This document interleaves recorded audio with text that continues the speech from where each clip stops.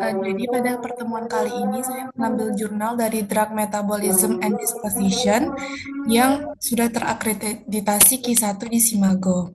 Jadi jurnal ini membahas tentang obat yaitu warfarin yang merupakan obat antikoagulan yang banyak digunakan namun memiliki rentang terapi yang sempit.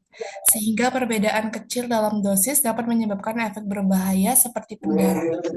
Selain itu, respon pasien terhadap warfarin juga sangat bervariasi, yang menunjukkan bahwa metabolisme obat sangat dipengaruhi oleh faktor individu seperti genetik, enzim, dan juga kondisi tubuh.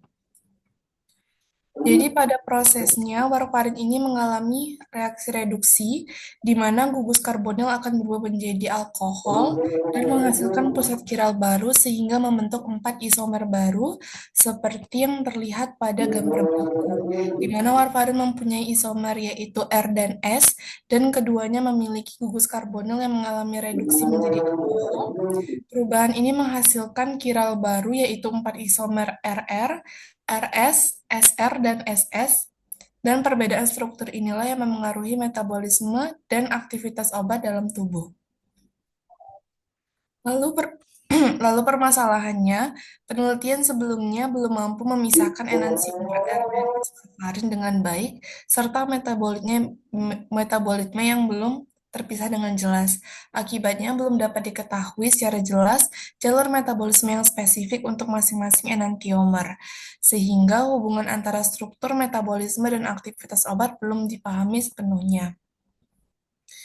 Lalu untuk menjawab permasalahan tersebut, jurnal ini menggunakan metode HPLC untuk memisahkan dan mengukur masing-masing enantiomer dan metabolismenya secara lebih akurat.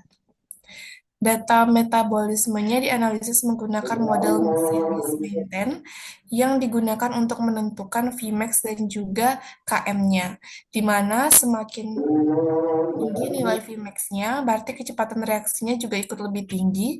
Sementara jika nilai Km-nya yang lebih kecil, maka ikatan enzimnya menjadi lebih kuat. Hasil penelitian menunjukkan bahwa R-warfarin di metabolisme lebih cepat dan lebih efisien dibandingkan dengan S-warfarin yang terlihat pada Vmax-nya yang lebih tinggi dan Km-nya yang lebih rendah.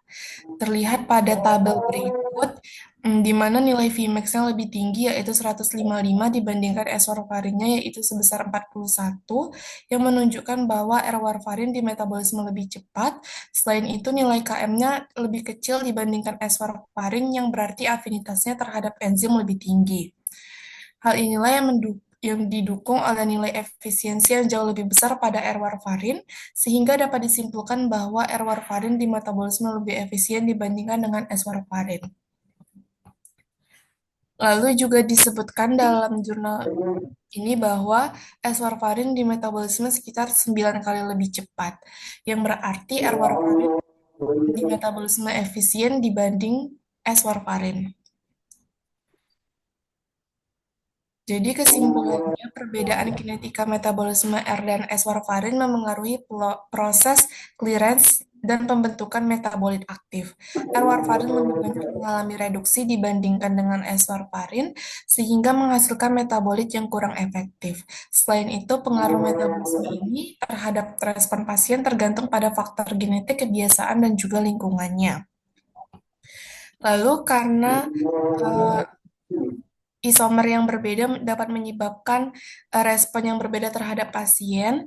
Di sini saya mencari solusi dari jurnal lain, yaitu dari jurnal PLOS ONE, yang memberikan solusi pada kasus yang sama, yaitu untuk mengatasi hal tersebut, jurnal ini menawarkan solusi berupa pendekatan farmakokinetik, yaitu dengan mempertimbangkan variasi gen CYP2C9 dan FKORC1 dalam penentuan dosis, meningkatkan efektivitas terapi, dan mengurangi risiko efek samping seperti pendarahan. Selain itu juga, saya juga mencari jurnal lain yang memberikan solusi untuk menggunakan DOAC sebagai alternatif warfarin, karena efektivitasnya yang setara tetapi penggunaannya yang lebih praktis. Dan juga keunggulan utama DOAC ini adalah dosisnya yang tetap atau tidak perlu diubah dan tidak perlu monitoring rutin seperti warfarin. Hal ini membuat terapi lebih mudah dan nyaman untuk pasien.